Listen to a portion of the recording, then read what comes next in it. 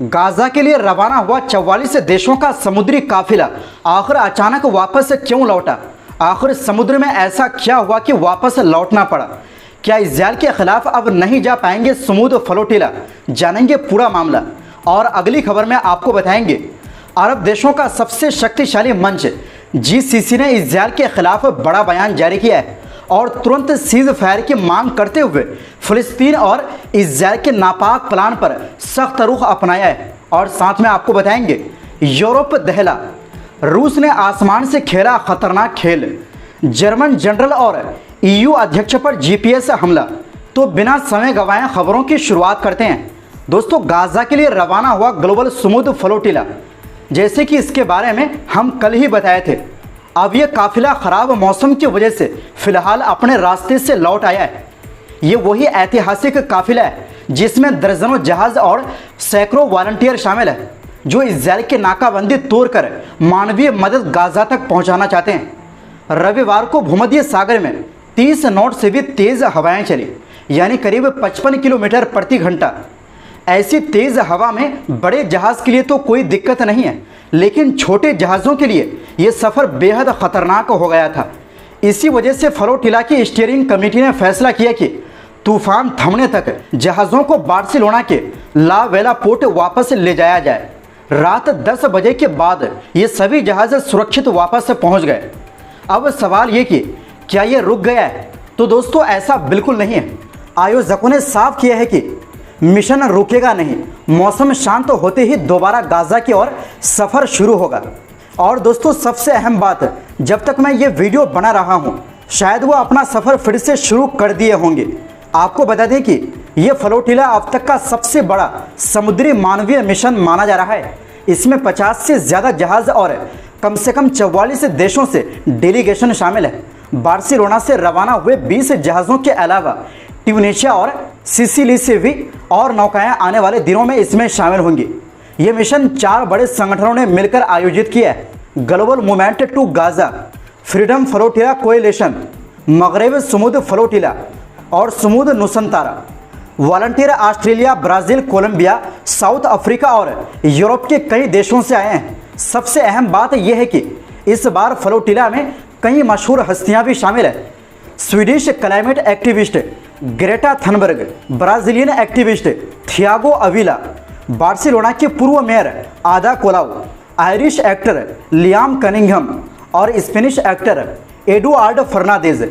इसके अलावा भी दर्जनों मानवाधिकार कार्यकर्ता, रिसर्चर और नामी एक्टिविस्ट इस मिशन का हिस्सा है। दोस्तों, ये पहली बार नहीं है। पिछले महीनों में 2 और बार ऐसे काफिले गाजा पहुंचने की कोशिश कर चुके हैं, लेकिन हर बार इजरायली नेवी ने अंतर्राष्ट्रीय पानी में ही उन्हें रोक लिया। 2008 में फ्री गाजा मूवमेंट के 2 जहाज गाजा पहुंचने में कामयाब हुए थे, लेकिन 2010 का हादसा सबको याद है, जब इजरायली कमांडो ने मावी मरमरा जहाज पर हमला कर दिया था। इस हमले में 10 एक्टिविस्ट मारे गए थे और दर्जनों जख्मी हुए थे। इस बार का मिशन पहले से बड़ा है और इसमें अंतर्राष्ट्रीय दबाव बनाने के लिए मशहूर हस्तियों को शामिल किया गया है। ये कोशिशें ऐसे समय हो रही है जब गाजा की हालत दिन ब दिन और बिगड़ती जा रही है। संयुक्त राष्ट्र समर्थित रिपोर्ट ने हाल ही में पुष्टि की है कि उत्तरी गाजा में अकाल आधिकारिक तौर पर फैल चुका है। दूसरी तरफ इजरायली सेना गाजा सिटी पर भारी बमबारी कर रही है और वहां के लोगों को जबरदस्ती निकालने के आदेश दे रही है। गाजा के स्वास्थ्य मंत्रालय के ताज़ा आंकड़े बताते हैं कि अक्टूबर 2023 से अब तक 63,557 से ज़्यादा लोग मारे जा चुके हैं और 1,60,660 से ज़्यादा लोग घायल हुए हैं। वहीं दूसरी ओर दोस्तों, गाजा में कत्लेआम के बीच खाड़ी देशों की सबसे बड़ी ऑर्गेनाइजेशन गल्फ कोऑपरेशन काउंसिल यानी GCC ने बड़ा बयान दिया है। कुवैत में हुई मीटिंग के बाद जारी किए गए फाइनल स्टेटमेंट में GCC ने साफ कहा है कि गाजा में तुरंत और हमेशा के लिए सीज फायर होना चाहिए। इसके साथ ही सभी बंधकों और कैदियों को रिहा करने और बिना किसी रुकावट के मानवीय मदद गाजा तक पहुंचाने की अपील की गई। GCC ने UN सिक्योरिटी काउंसिल रेजोल्यूशन 2735 का पूरा पालन करने की मांग की और कतर, मिस्र और अमेरिका की मध्यस्थता कोशिशों की तारीफ की। GCC ने इजरायल के गाजा में किए जा रहे अपराधों को नरसंहार यानी जेनोसाइड करार दिया। बयान में कहा गया लाखों लोगों की हत्या, जबरन विस्थापन, भूख से मरने की नीतियां और घरों, अस्पतालों, स्कूलों, मस्जिदों और चर्च तक को तबाह करना, ये सब इंसानियत के खिलाफ अपराध है। काउंसिल ने अंतर्राष्ट्रीय समुदाय से मांग की कि इन अपराधों को रोका जाए और अपराधियों को जवाबदेह ठहराया जाए। संगठन ने यह भी साफ किया कि इजराइल अगर गाजा के किसी हिस्से को कब्जा करने या वहां सीधा सैन्य शासन थोपने की कोशिश करता है तो वो पूरी तरह नाकाबिले कबूल होगा। उनका कहना है कि गाजा और वेस्ट बैंक सिर्फ और सिर्फ फिलिस्तीनी अथॉरिटी के अधीन रहेंगे। जीसीसी ने इजराइल द्वारा लगातार मानवीय काफिलों और एड वर्करों पर हमले की निंदा की। उन्होंने याद दिलाया कि हाल ही में यूएन का रेजोल्यूशन 2730 पास हुआ था जो मानवीय स्टाफ की सुरक्षा की गारंटी देता है। मिनिस्टरों ने ईयू और 26 देशों की उस पहल का स्वागत किया जिसमें जुलाई में गाजा युद्ध खत्म करने और राहत पहुंचाने की अपील की गई थी। जीसीसी ने एक बार फिर 2 स्टेट सॉल्यूशन की बात दोहराई, यानी 1967 की सीमाओं के आधार पर एक आज़ाद फिलिस्तीनी राज्य बने जिसकी राजधानी पूर्वी यरूशलेम हो। उन्होंने हाल ही में यूएन में हुई उस इंटरनेशनल कॉन्फ्रेंस की तारीफ की जिसे सऊदी अरब और फ्रांस ने मिलकर लीड किया था। इस कॉन्फ्रेंस में भी साफ कहा गया था कि फिलिस्तीन को आज़ाद मुल्क के तौर पर टाइमलाइन के साथ मान्यता मिलनी चाहिए। जीसीसी ने स्वागत किया कि फ्रांस, ब्रिटेन, पुर्तगाल, माल्टा, कनाडा, ऑस्ट्रेलिया और न्यूजीलैंड फिलिस्तीन को मान्यता देने की तैयारी में है। उन्होंने बाकी देशों से भी अपील की कि वो जल्द फिलिस्तीन को एक आज़ाद देश के रूप में मान्यता दें। साथ ही इजराइल के वेस्ट बैंक में बस्तियां बनाने की पॉलिसी, हेब्रोन की इब्राहिमी मस्जिद को यहूदी धार्मिक परिषद के हवाले करने की योजना और कब्जे वाले इलाकों को मिलाने की कोशिशों को भी पूरी तरह खारिज कर दिया। वैसे आपको क्या लगता है, क्या जीसीसी का यह बयान इजराइल या दुनिया अमल में लाएंगे या पूरी तरह नकार देंगे? आपको क्या लगता है, आप अपनी राय कमेंट बॉक्स में ज़रूर दें। वहीं दूसरी ओर दोस्तों, जर्मनी के टॉप मिलिट्री कमांडर ने बड़ा खुलासा किया है।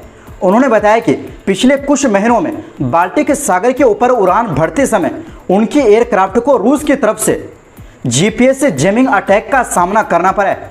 बर्लिन में प्रेस कॉन्फ्रेंस करते हुए जनरल कार्स्टन ब्रोयर ने कहा कि उन्हें खुद 2 बार इस तरह के अटैक का सामना करना पड़ा। उन्होंने बताया, पहली बार यह घटना तब हुई जब मेरा विमान बाल्टिक सागर के ऊपर उत्तर दिशा की तरफ उड़ान भर रहा था। दूसरी घटना उस समय हुई जब मैं लिथुआनिया में आयोजित आयरन ओल्फ नामक सैन्य अभ्यास में जा रहा था। जनरल ब्रोयर ने यह भी कहा कि उन्हें अभी तक उस ताज़ा घटना की पूरी जानकारी नहीं है जिसमें यूरोपियन यूनियन की अध्यक्ष उर्सुला वान डेर लेयन के विमान को निशाना बनाया गया था, लेकिन उन्होंने साफ कहा कि इस तरह की घटनाएं अब लगातार बढ़ती जा रही है। दोस्तों, सोमवार को अधिकारियों ने पुष्टि की कि रविवार को EU commission president van der Leyen के विमान ने भी जीपीएस जैमिंग का सामना किया। वो उस समय बुल्गारिया जा रही थी। ईयू कमीशन के प्रवक्ता ने बताया, हम इसकी पुष्टि करते हैं कि जीपीएस जैमिंग हुई थी लेकिन विमान सुरक्षित रूप से लैंड कर गया। हमें बुल्गारिया के अधिकारियों से जानकारी मिली है कि उन्हें शक है कि यह खुली दखलंदाजी रूस की तरफ से की गई थी। तो दोस्तों, फिलहाल के लिए इस रिपोर्ट में बस इतना ही। आपसे गुजारिश है, हमारी सपोर्ट के लिए चैनल को सब्सक्राइब ज़रूर करें और वीडियो को शेयर कर दीजिए क्योंकि आपकी सपोर्ट ही हमारी ताकत है। बहुत बहुत शुक्रिया। अल्लाह हाफिज़।